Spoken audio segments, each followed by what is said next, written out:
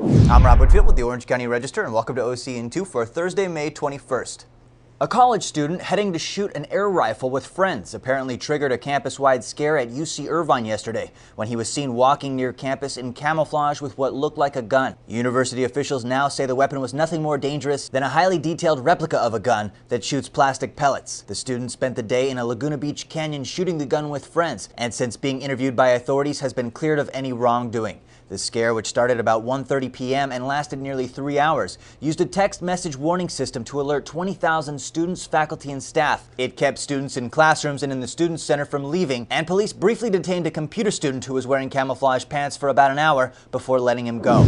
At the county's Peace Officers Memorial Monument in Santa Ana yesterday afternoon, hundreds of law enforcement officers and family members paid tribute to the 48 officers who have died in the line of duty in Orange County over the past century. This year, for the 4th consecutive year, no names were added to the monument. The earliest name on the monument is Robert Squires, a sheriff's deputy shot and killed in 1912 while trying to catch a man who raped a 16-year-old girl. The latest is Stephen L. Phillips, a Westminster motorcycle officer killed in a 2004 traffic collision.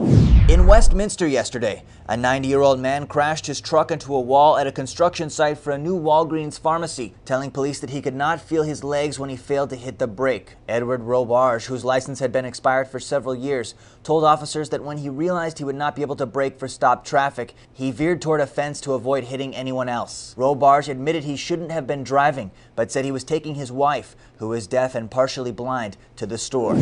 Noah, a 4-year-old Weimaraner with an incredible will to live, is now recovering after surgery has repaired his jaw severely damaged by a gunshot. Noah was found by a Good Samaritan in Riverside County and eventually taken to veterinary surgical specialists in Tustin, where Dr. Diane Craig repaired the damage. It wasn't until the dog was prepped for surgery that doctors got the picture, as x-rays showed shrapnel from a bullet that remained lodged in his muzzle tissue and shattered mandible. Dr. Craig estimates Noah lived this way for 3 weeks and was starving. But the good-natured dog was recovering yesterday and will be available for adoption in about 8 weeks.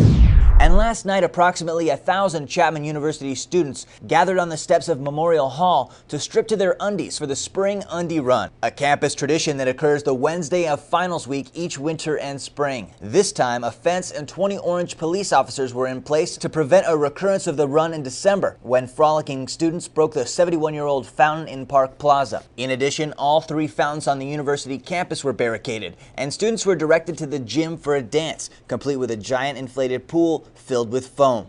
And you can read more about all of these stories and get your breaking news all day at ocregister.com.